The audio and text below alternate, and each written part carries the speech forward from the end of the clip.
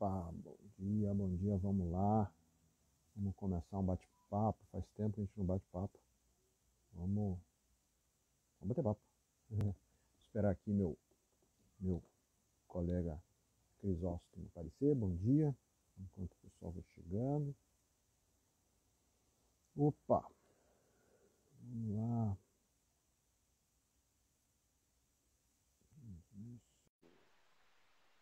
Opa, beleza. Vamos chegar nossos colegas aqui.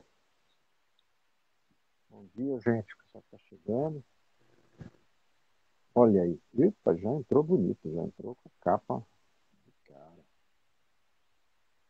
Bom dia, Nayara. Ó, ficou bonito, hein? Salve, salve, meu amigo. Bom dia, meu amigo. Como vai, o Ó, querido amigo? Olha, fiz ó, questão aí de apresentar uma tela inicial em homenagem aí. tô vendo, coisa bonita isso aí. É, Ó, agora vamos ao segundo passo, que é o desafio clássico de eu conseguir virar essa câmera aqui.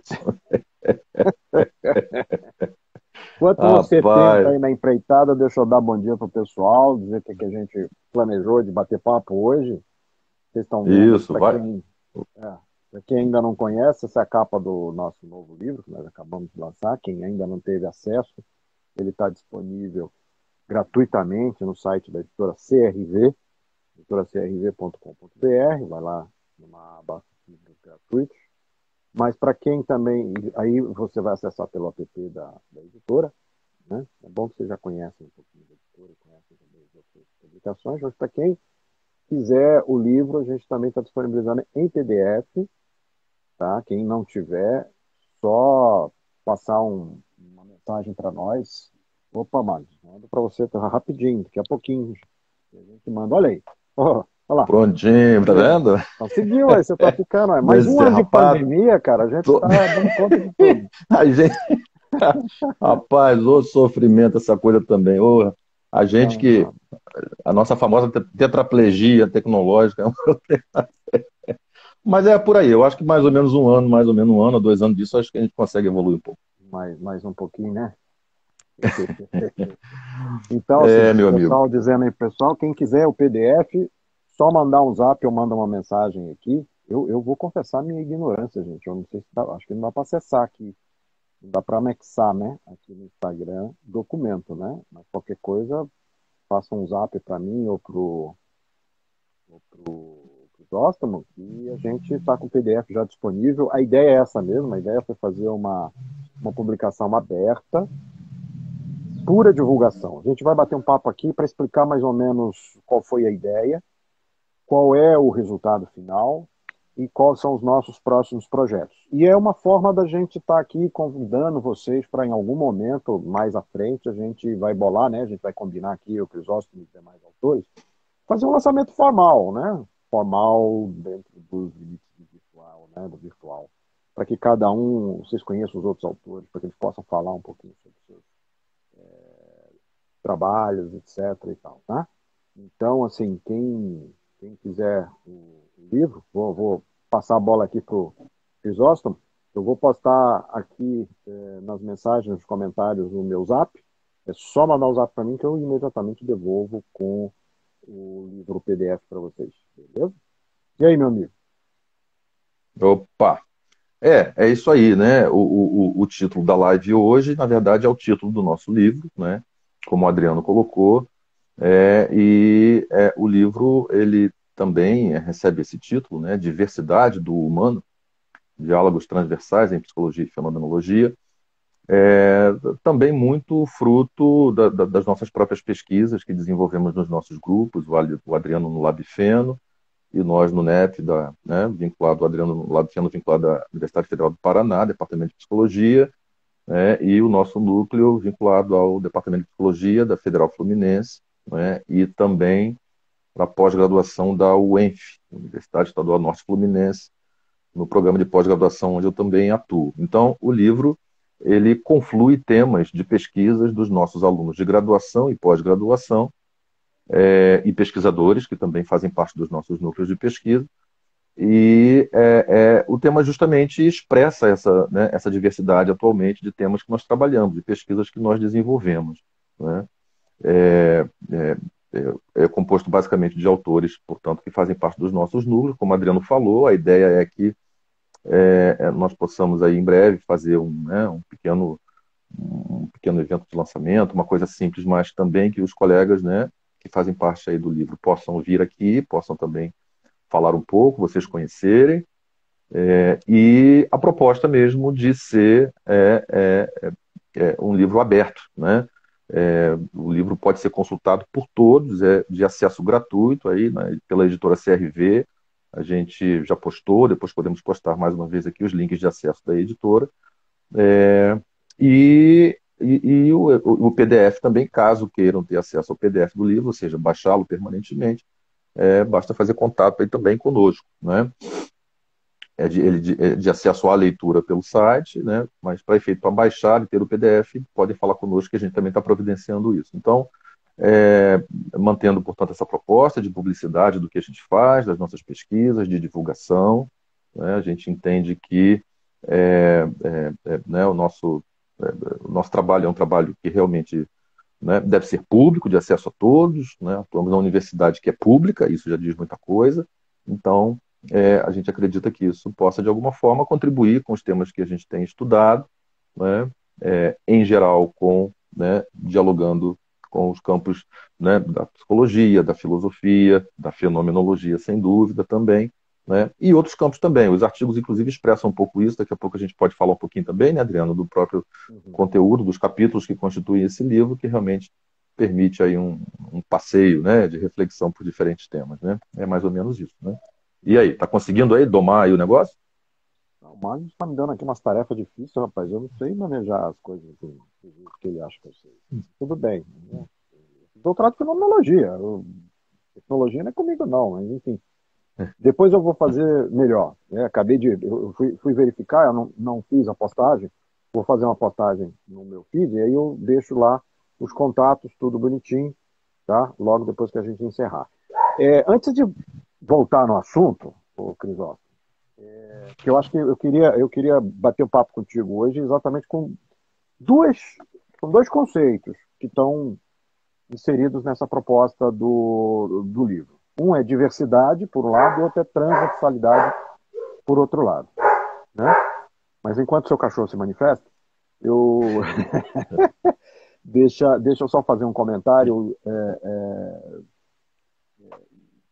infelizmente, fazer uma homenagem, um comentário. Nós soubemos ontem do falecimento do grande Walter Ferreira da Rosa Ribeiro, um dos pioneiros da Gestalt terapia brasileira, o criador do SEGEST, foi um dos responsáveis pelo primeiro curso de formação em Gestalt terapia no Brasil, era pioneiro, protagonista, foi responsável durante muito tempo pelo Centro de Estudos de Gestalt terapia de Brasília, o SEGEST, né? É uma pessoa de um pensamento agudo, muito forte, né? Funcionário do Banco do Brasil, veio, radicou-se em Brasília, praticamente se tornou um brasiliense, e infelizmente a gente, né, a vida uma hora cede, né?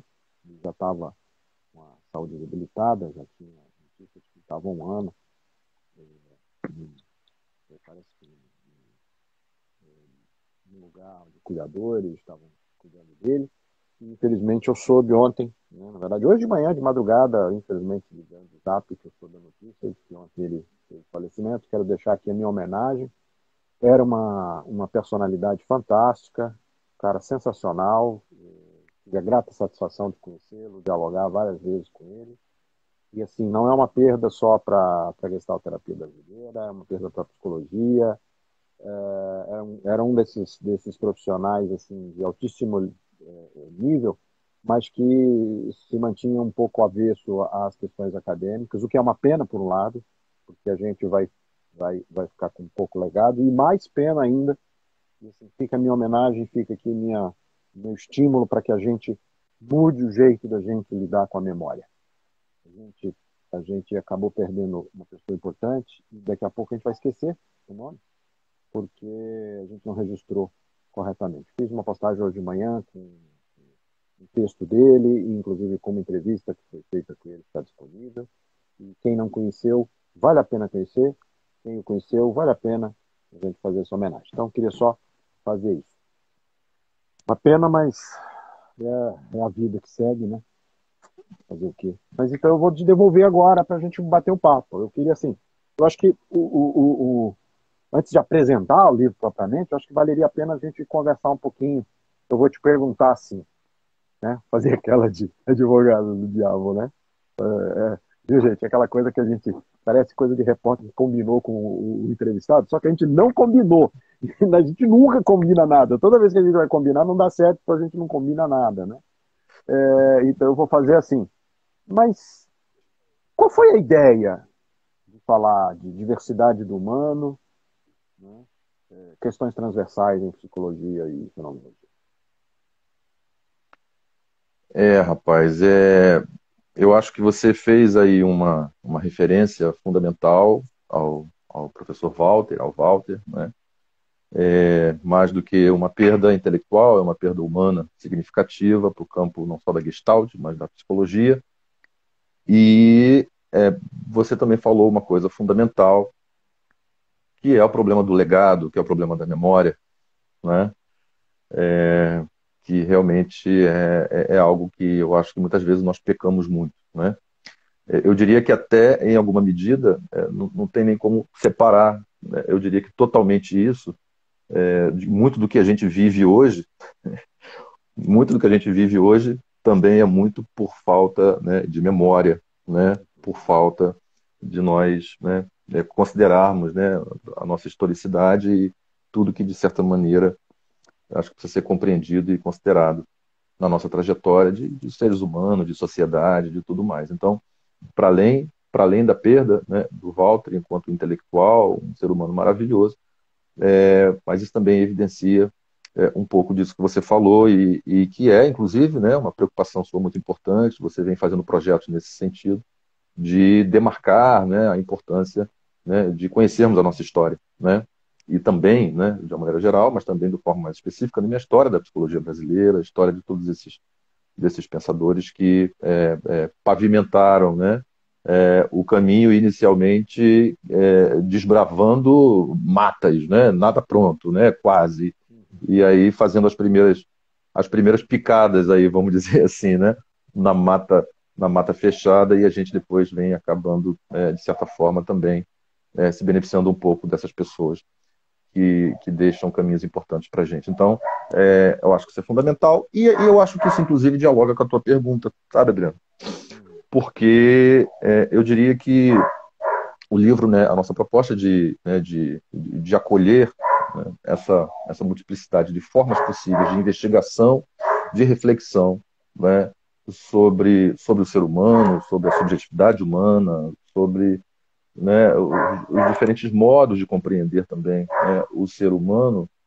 Eu diria que isso vai muito na direção de nós reconhecermos também uma historicidade que muitas vezes é negada, tá entendendo? Assim, e é negada muito a partir de movimentos que nós às vezes vemos. Você falou, inclusive, aí do próprio modo do Walter lidar com as questões acadêmicas. Grande Felipe, bom dia, Felipão. De lidar com as questões acadêmicas, né? Porque eu diria que também muito desse esquecimento se dá a partir de um sectarismo, né? De uma certa negação, né? De nós contemplarmos, né? Eu acho que coisas importantes que já foram construídas, que já foram ditas, que já foram pesquisadas e que estão aí ainda em processo de construção. Compreender, eu diria que olhar para o ser humano numa dimensão contemplativa dessa diversidade, né, eu acho que de certa maneira, também acolher, né, um próprio legado histórico, né, do pensamento crítico, que muito nos lança a mão para que a gente reflita a partir da própria construção da fenomenologia né, e de outros campos de conhecimento também, dos riscos desse sectarismo histórico, né, dos riscos de uma espécie de né, de um reducionismo, né, muitas vezes que acaba acontecendo, né, muito também fruto de muito dos teoricismos que nós vemos, né, que se constroem historicamente, e que isso, de certa maneira, eu acho que acaba trazendo, assim, em alguns casos, consequências muito ruins, né, consequências muito, eu diria que assim, redutoras das formas de pensar possível, entende? Então, tudo isso tem muito a ver com o que a gente fala muito da possibilidade do diálogo, né? Da possibilidade né, de uma compreensão mais dialética e respeitosa. Tudo isso tem muito a ver com o que a gente fala da própria questão dos métodos, né? Dos métodos de investigação, né? Da epistemologia, isso é uma questão epistemológica, né? Dos caminhos possíveis que levam a determinadas respostas, que anunciam muitos caminhos que foram tomados, né? Então, assim, eu diria que a proposta do livro, portanto, vai muito na direção das nossas próprias propostas de reflexão e de trabalho cotidiano, né, na universidade, nos nossos grupos, que, não obstante as nossas identificações teóricas, né, histórico-epistemológicas, e que são, né, que são inevitáveis, e eu acho que isso não é por si só um problema, mas eu acho que é a possibilidade de diálogo, né? Até porque todo caminho também é um caminho que comporta diferentes formas de compreensão e que, portanto, eu diria que essa uma proposta acolhedora e de escuta, ela tende sempre, na minha opinião, a enriquecer-nos enquanto possibilidade de visão, né? De homem e de mundo. Então, eu acho que isso retrata muito do que a gente tenta fazer também no meu grupo de pesquisa, você no seu, pesquisa dos mais diferentes tipos, que depois a gente fala um pouquinho sobre esses temas, né, que compõem aí no livro, e que, na minha opinião, assim, também é extremamente afim, né, com uma proposta também, né, de uma visão fenomenológica, né? Porque eu entendo que eu entendo que a proposta fenomenológica ela é fundamentalmente também eminentemente, eu diria que assim, transdisciplinar, entende? Ou seja, né, de uma compreensão mais ampla realmente do humano, né, atenta para os reducionismos, muitas vezes teoricistas que até então, né, vigoram muito na própria construção do conhecimento histórico, né, no próprio percurso da ciência. Então, assim, acho que isso, portanto, não está distante, entende? Nada distante de uma certa vocação, eu diria que assim, mais originária, de tentar ter realmente uma compreensão um pouco mais ampla e, fundamentalmente, eu diria que diversa, multidisciplinar também e dialógica, né, dos diversos caminhos possíveis, né? Isso é fundamentalmente, na minha opinião, fenomenológico. Então, eu acho que é um pouco por aí. Não sei se eu consegui aí dizer alguma coisa aqui. Não, eu acho que perfeito. Acho que a primeira coisa a destacar, né, reforçando a tua colocação, é que, quer queira, quer não, a ideia da diversidade parece absurdamente, né? Vou usar aqui a ideia do absurdamente, do absurdo Camus, para dizer assim, é absurdamente compatível com a fenomenologia propriamente dita, né? Eu gosto, a gente já falou aqui algumas vezes sobre história, sobre movimento, né? Movimento fenomenológico, acho que quem acompanhou talvez tenha lembrado que uma das coisas que a gente destacou é que desde cedo o Husserl e a fenomenologia estavam assim, cercados de temas, cenários, pessoas, projetos, caminhos, os mais diversos, né? Nós temos filósofos da ciência, filósofos clássicos, psicólogos, químicos, pessoas de literatura, né? Sociólogos, e toda essa interação. Acho que a ideia da diversidade, né? E aí, falando pessoal, né? Quando a gente começou a pensar, efetivamente a gente pensou, e esse é um primeiro projeto, diga-se de passagem, né? Claro que esse é o primeiro projeto que está saindo, provavelmente, vamos ver se no segundo semestre a gente tem fôlego no meio desse turbilhão que a gente está de soltar mais um segundo volume, né? A ideia era efetivamente assim abrir, mostrar a quantidade de coisas que a gente tem feito. Você trabalha especificamente num programa interdisciplinar, não é isso? Seu programa de pós-graduação, né? Acho que você podia falar É um pouquinho verdade. dele primeiro, Sim, né? Aí, sim, sim, sim. Não, sim, é verdade.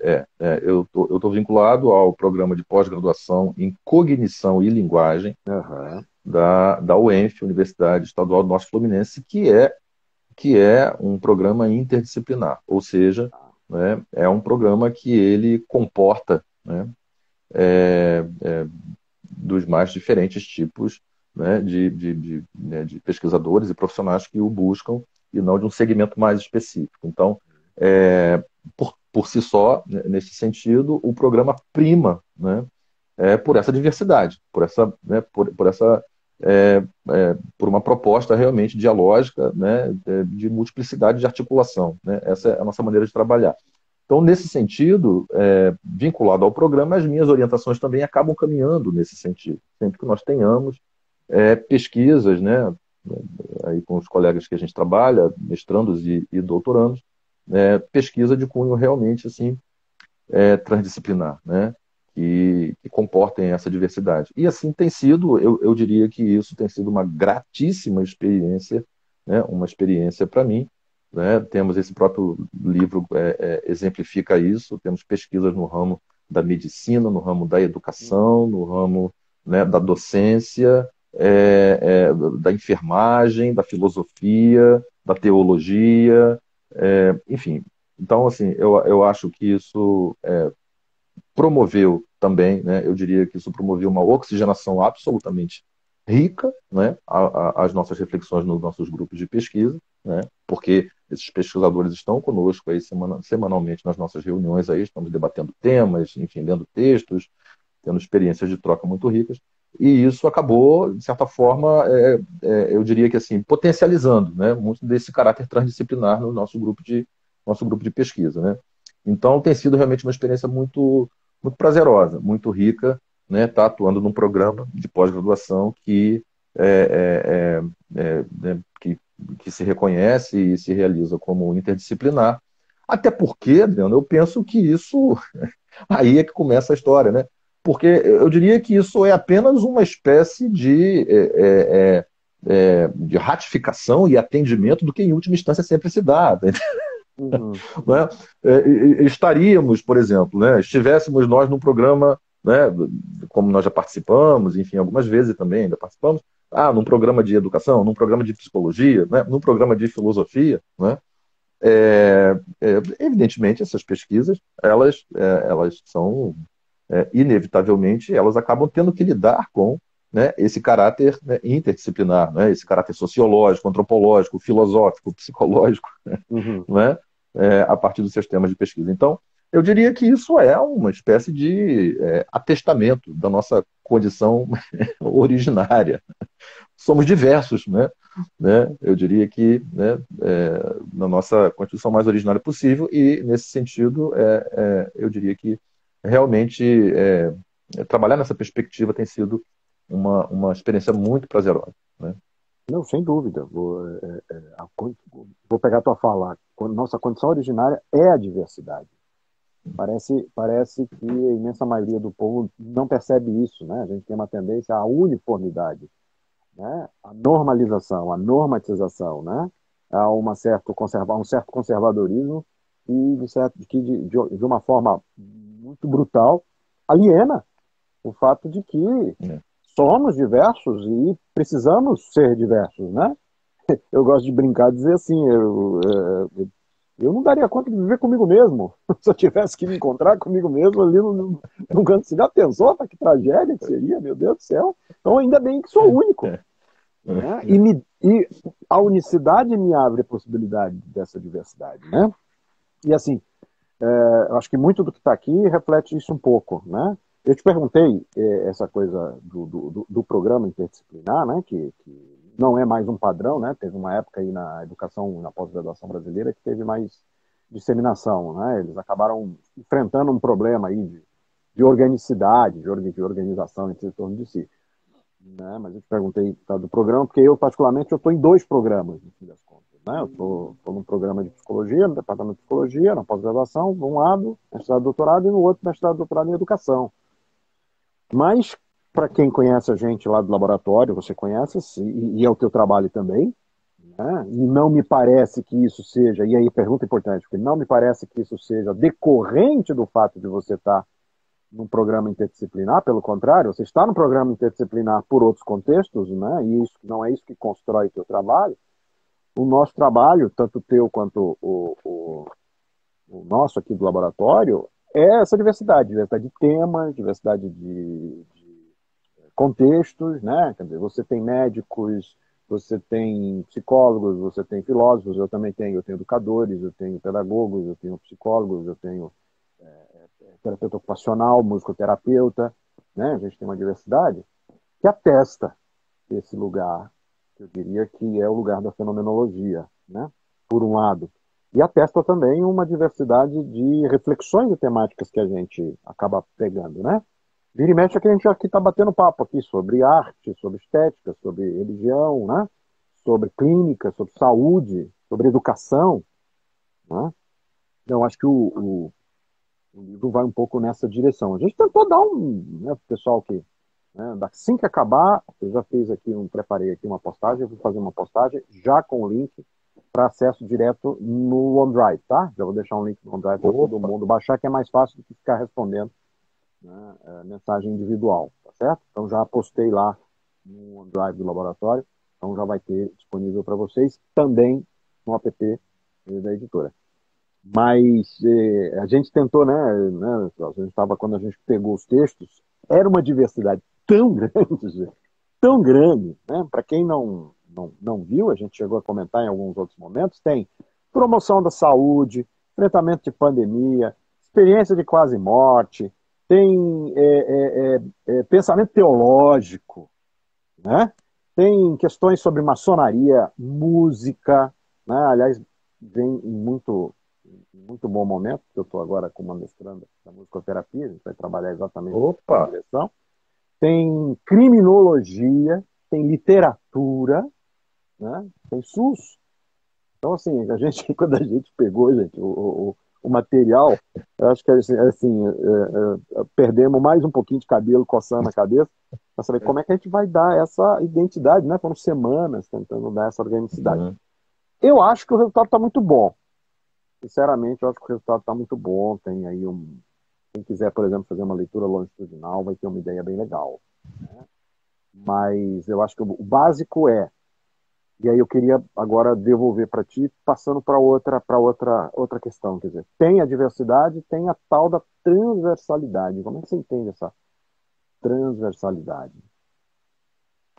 Pois é, né, rapaz? É boa a tua fala aí, de que a gente perdeu um pouquinho mais de cabelos aí, tentando uniformizar um pouco, pelo menos dar um fio aí, né, de costura um pouco nos textos, né?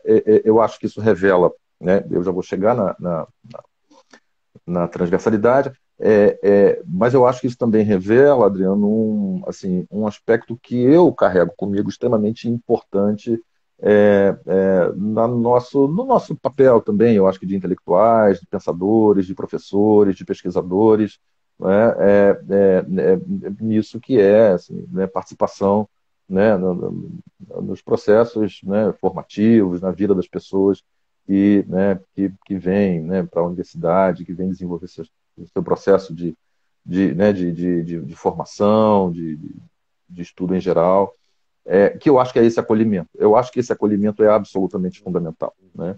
Eu acho que eu converso isso muito com os meus orientandos, sempre que a gente vai sentar para ter um pontapé inicial em relação a uma pesquisa, a primeira coisa que eu procuro ouvir assim, a impregnância daquele tema, o grau de significatividade, expressividade daquele tema, né, para as pessoas. Porque eu acho que tem que ser assim, eu acho que as coisas têm que ter uma certa, né, representatividade para a gente, tem que vir de dentro, vou falando um pouco de senso comum, né?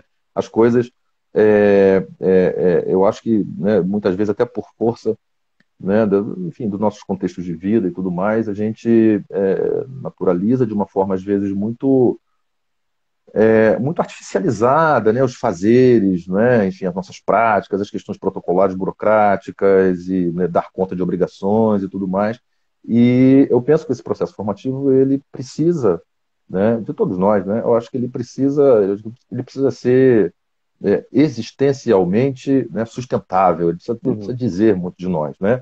E aí, portanto, eu acho que os temas de pesquisa, né, eles precisam ser acolhidos numa maior proximidade possível, né, dessa expressividade que tem para cada um. Então, eu acho que isso também é um ponto importante, que diz muito também dessa diversidade que a gente está falando, né? da diversidade de temas, né? Que diz de nós, né? Quando você fala, né, inclusive dos programas que você participa e dos temas que a gente já discutiu aqui, falar de educação é falar de humano, falar de teologia é falar do humano, né? Enfim, falar desse nosso caráter, né, diversificado, né? Constitutivo, diversificado, né? E é justamente essa diversificação que caracteriza a transversalidade. Quer dizer, é justamente essa diversificação, né, do uno, né, de cada um de nós, né, que dá o caráter, vamos dizer assim, de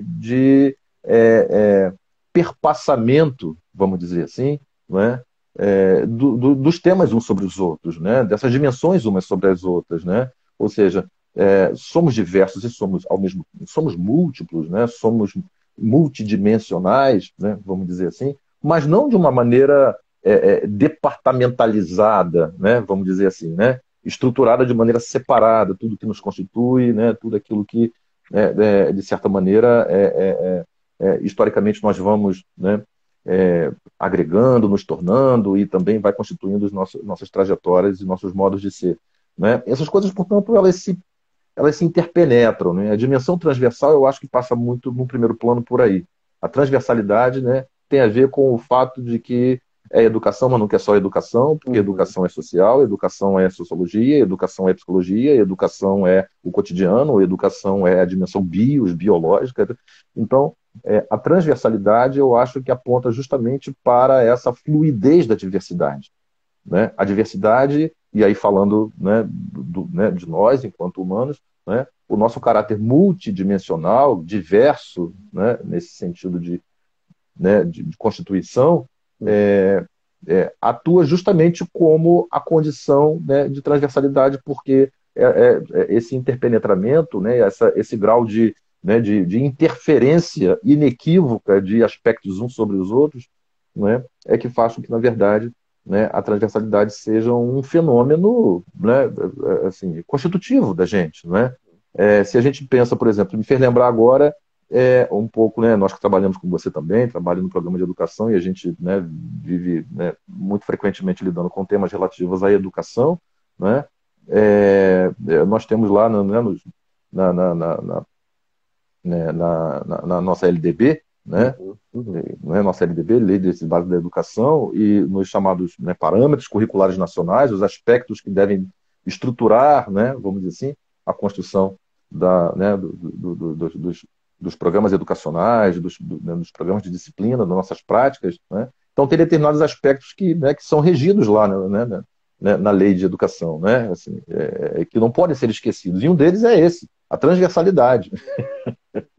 Né? Ou seja, pensar a transversalidade é pensar que, na verdade, esse interpenetramento de diferentes aspectos, né, que nos constitui e que se afetam mutuamente precisa ser considerado na nossa maneira de pensar o humano, na nossa maneira de trabalhar com o humano, na nossa maneira de ser humano. Né? Então, eu diria que a relação entre transversalidade e diversidade, ela é uma relação absolutamente integrativa. Né? É transversal porque é o múltiplo se anunciando o tempo todo, o uno é múltiplo, né? Cada aspecto é multiconstitutivo, né? E não separadamente entre eles. Né? E aí, consequentemente, eu acho que isso tem que ir para as nossas pesquisas. Né? As nossas pesquisas precisam considerar isso. Pois é, isso que eu ia pegar o gancho, né? Quer dizer, transversalidade é multiplicidade, né? Pluralidade. E mais, é interconectividade. Nossa, parece propaganda Tá bonito, internet, ficou né? bonito Ficou isso. bonito, né? Daqui a pouco já ouvi até o jingle disso. Mas assim, é conexão, né, bruta, digamos assim. Tá, inclusive a previsibilidade, por exemplo, você falou da LDB, está na previsibilidade, por exemplo, das nossas formações, que certos temas devem ser transversais, que significa dizer que eles devem estar, ao mesmo tempo, presentes, mas não dominantes. Ou seja, eles não são a figura necessária, né, daquela disciplina A ou daquele tema B, etc. e tal, mas é fundamentalmente falar em multiplicidade. E ao falar de multiplicidade, de interconectividade ou de conexão, a gente está falando vamos dizer, da impossibilidade de olhar para um determinado ponto, para um determinado tema, para um determinado assunto, um determinado construto, que seja, independente, destacado de algo mais amplo. Não é verdade? Então, esse aqui eu acho que é o grande ponto da gente, de repente, ter proposto aqui. Pô, mas tem. Cara, mas o que tem a ver literatura com teologia, com música, com saúde?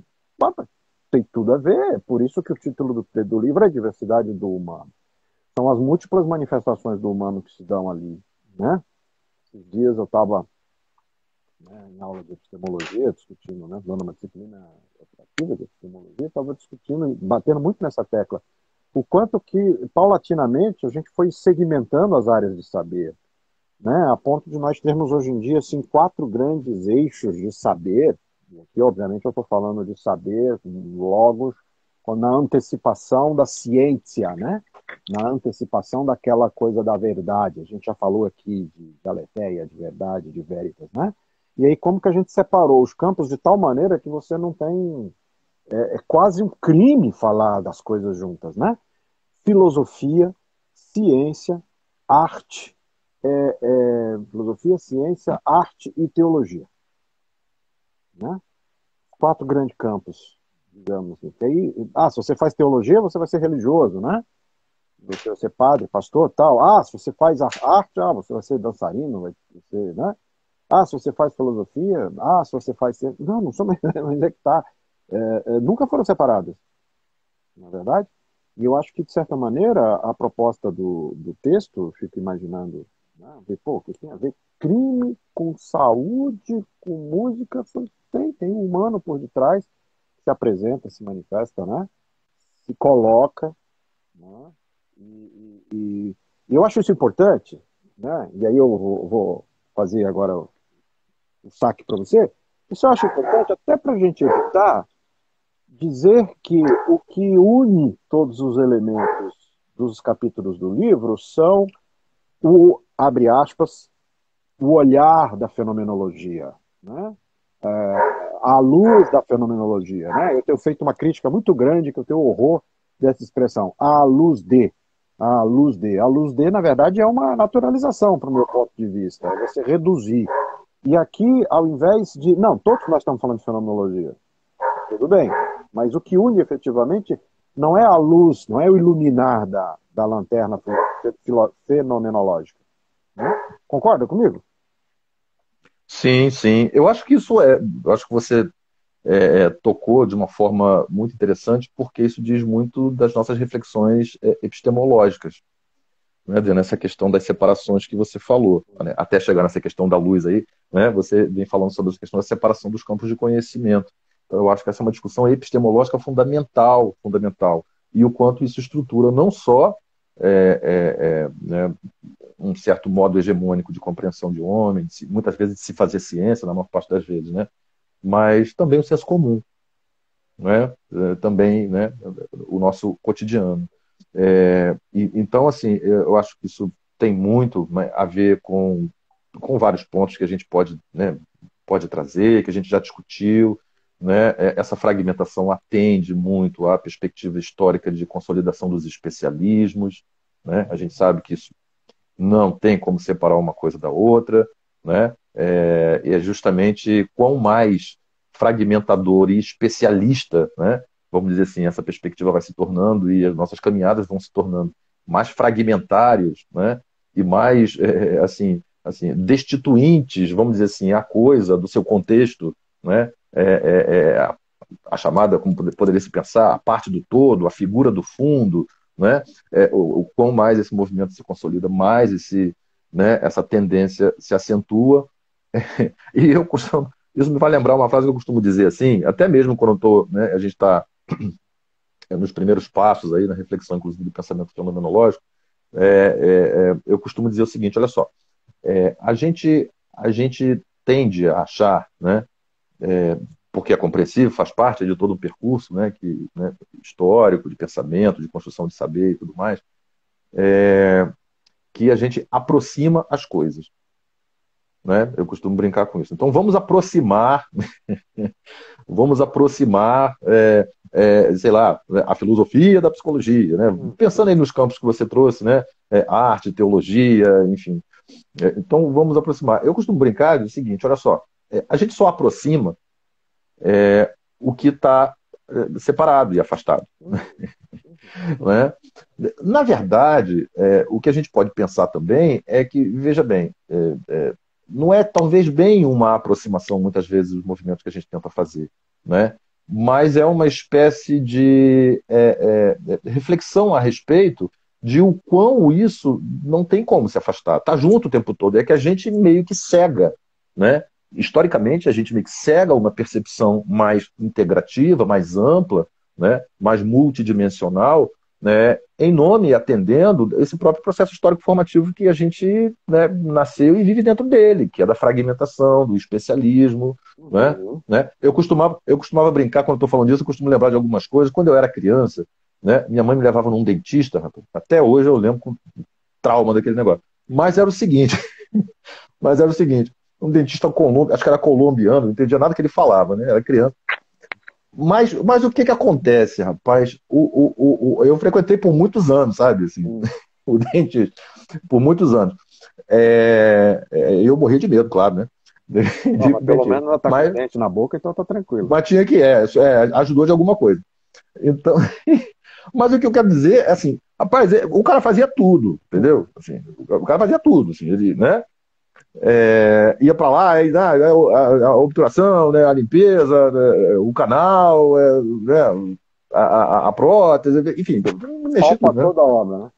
Para toda a obra. Você já experimentou ir num dentista hoje? Você vai no dentista hoje, e o cara vai dizer assim, olha, assim, não, Eu só então trabalho. serão 5 profissionais que vão trabalhar aqui na sua boca, sabe? É o que faz a prótese, é o que arranca, é o que, enfim.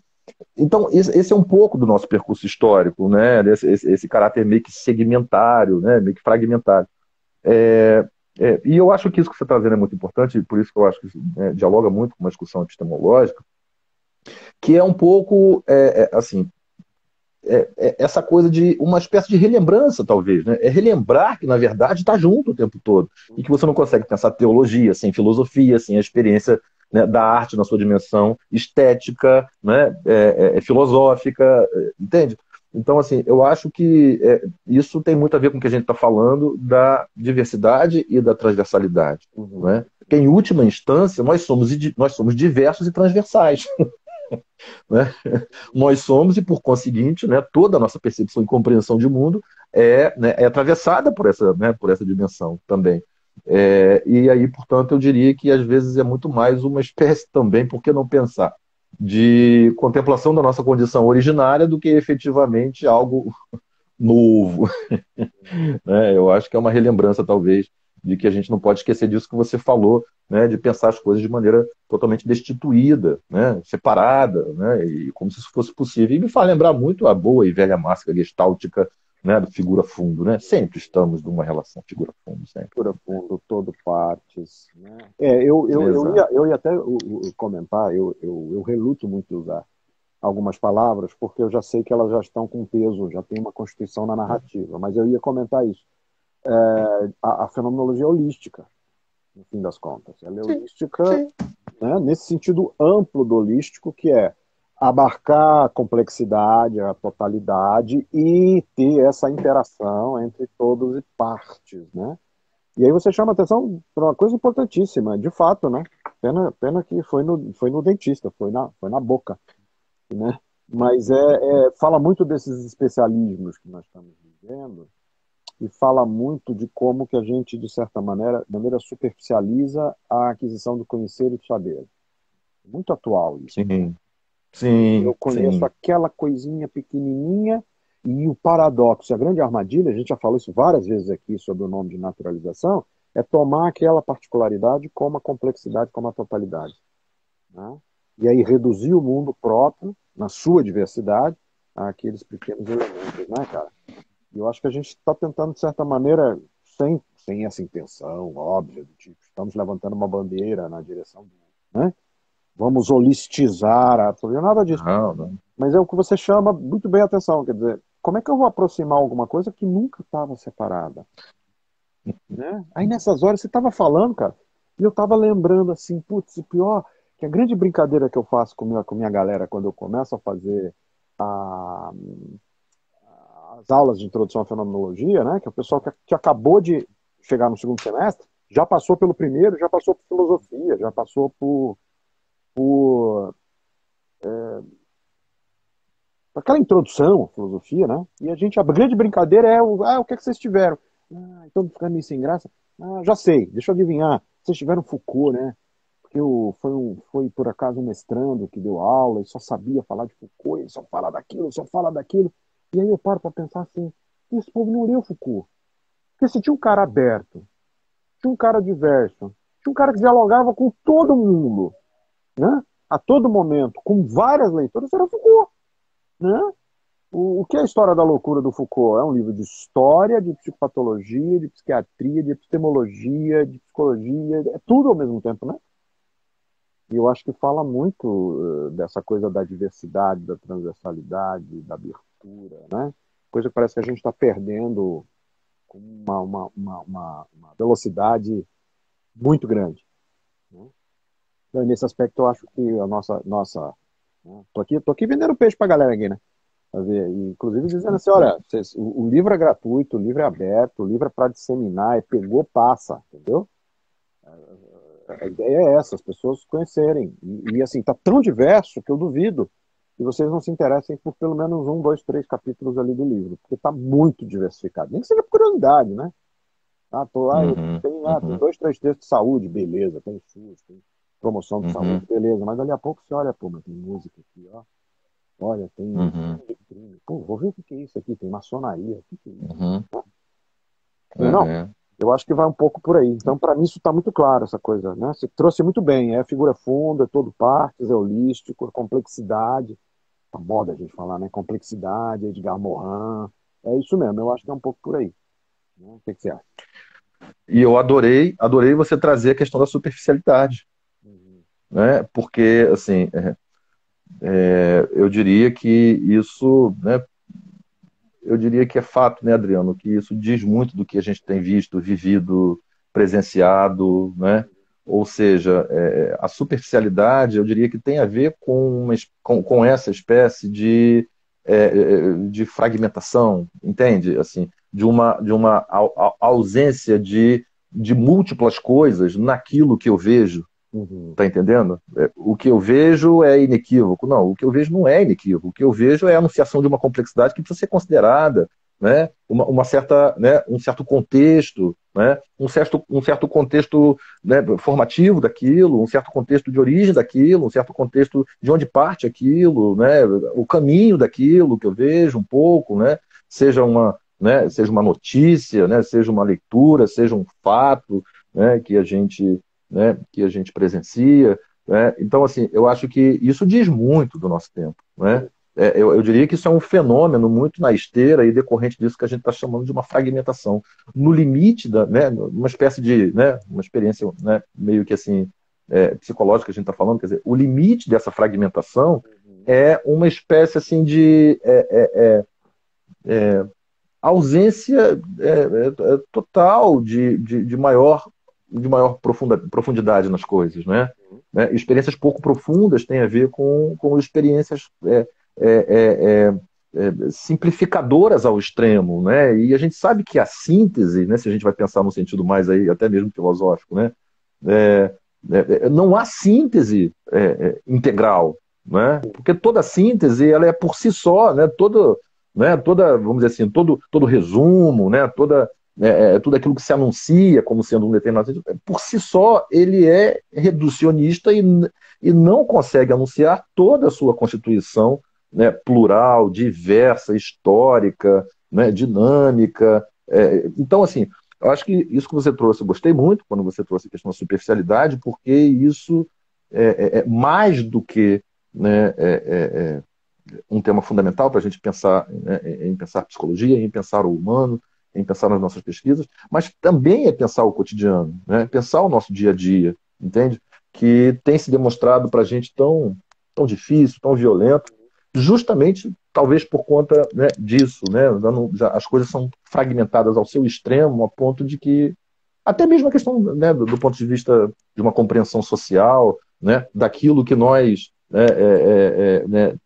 tratamos também no campo da fenomenologia, né, do Umwelt, do Mitwelt, do Eigenwelt, né, do Pois mundo é. compartilhado. Né? Então, assim, não há compartilhamento porque as coisas estão absolutamente desidratadas, estão ao Já, lá vem. extremo de um. Adoro as metáforas. Eu adoro essa mentalidade. Então, assim, eu acho que isso diz muito do que a gente está vivendo. Isso não é só uma questão, né, de pesquisa acadêmica, teórico, filosófica e psicológica. Né? Isso é o cotidiano, porque o cotidiano é tudo isso mesmo. Né? Não, O nosso e cotidiano é tudo isso. curiosamente, é absolutamente dentro de tudo que a gente vem discutindo, né? Quer dizer, tudo que você está falando é o projeto fenomenológico, é a crise das ciências europeias do Husserl, é a questão da era da técnica do Heidegger, não é isso? Nós estamos o tempo todo Perfeito. discutindo, olha, isso é fragmentação do saber, né? Isso é a alienação do sujeito, da sua posição de saber. Eu acho que muito do que você fala de fragmentação fala da alienação da posição do sujeito como autônomo, como a apropriação autônoma desse próprio saber, que é aquela coisa do tipo, não é comigo. Vou pegar o exemplo que você deu do dentista, né? Hoje é isso daí, né? Hoje você vai no dentista e fala, isso não é comigo, isso aqui é com meu colega, não, isso daqui eu não mexo com isso, não. Isso. Fala muito dessa desautonomização do sujeito, da desresponsabilização do sujeito. Que coisa paradoxal, né? Porque a gente vai falar numa sociedade que hoje vivemos, sem dúvida nenhuma, uma sociedade muito mais aberta. Não resta dúvida que a gente está aqui dialogando, a gente pode falar aqui de um monte de tema, sem necessariamente ter que tomar um tiro a qualquer momento. Né? A gente fala de uma abertura maior. Mas, paradoxalmente, fala de uma superficialização, de uma desintegração, de uma fragmentação. E esse é o projeto da fenomenologia. O projeto da fenomenologia é o projeto da crise das ciências, né? De como ela se fragmenta, como que ela se tecniciza, como que ela se dilui, não é isso? Como ela, usando sua metáfora, se desidrata. Né? É, Como ela se é, desidrata. Eu acho que é bem por aí, é bem por aí, né? Ontem a gente estava num evento de lançamento, né, no launch do grande MetaMaster internacional e o professor Bill Fulford estava chamando a atenção para uma fala do Stephen Hawking. E assim, a proposta do MetaMaster é exatamente esse diálogo também interdisciplinar, né, entre values-based therapy por um lado, fenomenologia por outro, psicopatologia por outro, então tem filósofo. Muito legal, cara, pô, muito legal. Tem sacerdote budista, para você ter ideia. É barato. Pô, dali a pouco passa pro cara lá em Hong Kong. E de uma coisa dessas, uma fala do Stephen Hawking, em determinado momento, falando assim da morte da filosofia. Né? A ideia da ciência sem filosofia. E hoje o que a gente vai falar é exatamente nessa contraposição. Acho que a gente está um pouco nessa direção. Né? Faz sentido isso daí? Ou viajei muito faz de sentido. hidratação? Não, eu acho que faz sentido porque pensar a morte da filosofia é pensar a morte do estranhamento, é pensar a morte do não óbvio, porque não há óbvio exatamente, entende? Então acho que essa não é só uma questão do pensamento acadêmico, do pensamento, né, da intelectualidade, mas essa é uma questão do cotidiano, da nossa vida cotidiana, né? Que é coisa mais uma ausência de estranhamento, com ausência de incômodo do que a gente está vivendo, né?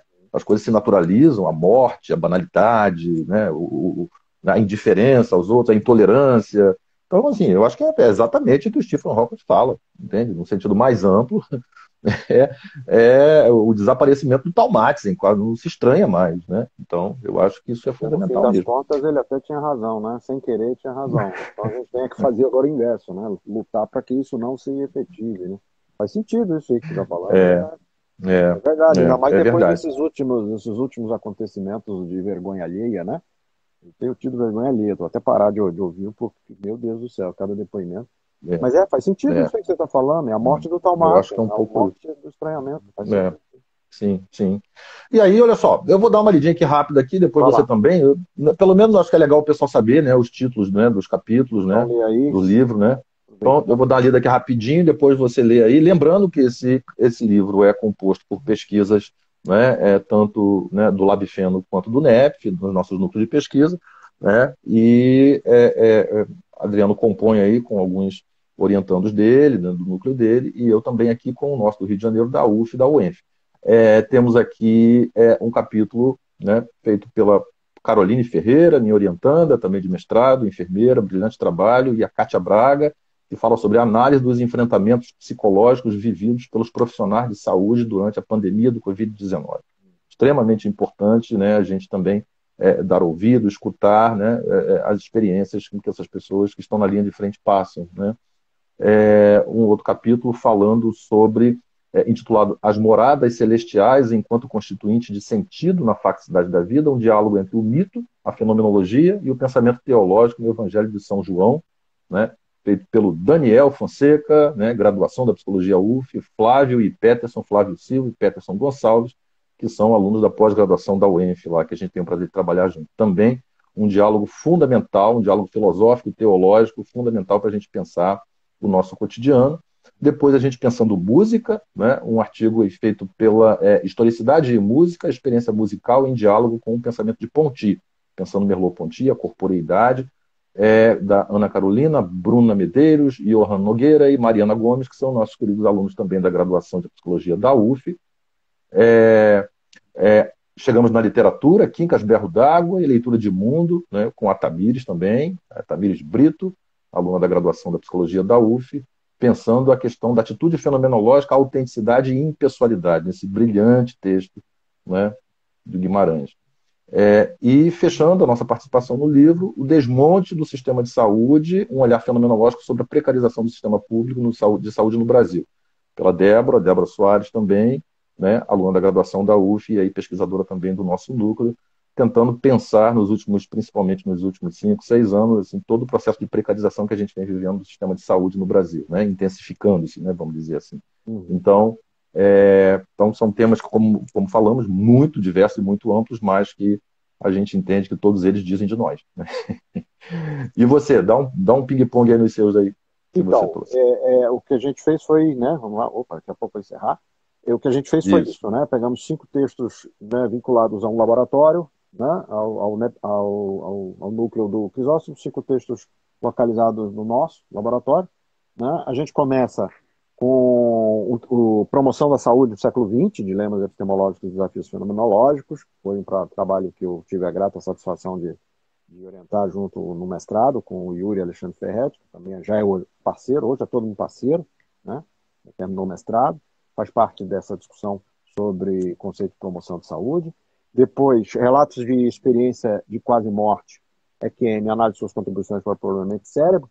Isso aí, rapaz, foi hoje já é um colega, né, Pedro Borges, que é psicólogo, né? Foi um trabalho com plano de curso, um trabalho muito, muito bem feito, né? De um tema que é pouco falado, né? Depois temos Significação dos Passos Maçônicos, o Templo e a Loja, Considerações sobre Percepção, Significância Simbólica e Pedagogia Maçônica, que é de autoria do Alex Orengo e do Silvio Fausto Gil. O Alex foi meu orientando de mestrado, hoje está no doutorado com o Silvio Fausto Gil, que é parceiro, inclusive, da geografia. Trabalha também com fenomenologia, né? Depois nós temos Subjetividades e Evidências Psicológicas na Cena do Crime, Guilherme Bertassoni da Silva, Giovanni Munhoz da Rocha, Raíssa Vargas, Júlia Paludo, também estou ajudando aqui com eles, o Guilherme está conosco no doutorado, trabalha na psicologia científica aqui em Curitiba e está com um projeto aí de implementação de um laboratório de criminologia, né, psicologia e criminologia, aqui na Polícia Científica de Curitiba. Professora Giovanna Munhoz da Rocha, um nome muito importante aqui na psicologia jurídica aqui do Paraná, professora da Universidade de Curitiba, orientadora também. E 2 colaboradoras, que é a Raíssa e a Júlia, que estão aqui conosco, né? E a gente encerra com outra parceira, Camila Mil, construindo uma narrativa para si, a trajetória das pessoas com transtornos mentais, produto de toda uma reflexão belíssima que ela desenvolveu, inicialmente com a gente no mestrado em Psicologia, e depois no doutorado em Sociologia e Ciências Sociais, e aí acaba com esse belo texto. Então você vê que tem aí uma identidade bem legal com saúde, questões de transtornos mentais, saúde mental e tal. Tá legal, cara, tá legal. A gente está já preparando o segundo, né, volume, estamos ainda né, no meio de tanta labuta, e acho que é isso, né? Vamos devolver para ti para você encerrar hoje. Legal. Legal, muito feliz de ter participado desse projeto com você, Adriano, nossos núcleos, né, dando aí visibilidade, publicidade às coisas que a gente trabalha cotidianamente, né? Não fazemos poucas coisas, e aí eu acho que mostrar isso também é importante, né? E fundamentalmente do que isso pode colaborar um pouquinho, né, para a sociedade em geral. O livro também, a publicidade dele atende a isso, que realmente ele não se restrinja, né, ao público acadêmico. E estamos aí na luta por segundo mesmo, como você falou, né? E a ideia é que a gente dê seguimento a esses projetos, né? Porque eu acho que isso realmente é muito, muito, muito importante, não só para o pessoal que está em processo formativo, né? Mas também para, como a gente falou, para a própria publicidade do que a gente faz. Então, muito bom esse papo de Valeu. hoje falando sobre o livro, sobre transversalidade, multidisciplinaridade, e bem legal. Obrigadíssimo, prazer. Assim que eu terminar aqui, eu fizer aqui a gravação, vou fazer uma postagem com os dois links, tanto do app da CRV Editora, quanto do PDF, para quem tiver interesse, só clicar lá e baixar. Beleza? Muito bom, Meu caro, muito bom. muito bom, prazer revê-lo. Bom papo, Igualmente, bom fim de bom semana. papo, Gente, bom fim de semana, igualmente. cuidem-se e até a próxima. Tchau, gente. Um Até a abração. próxima. Valeu, Adriano.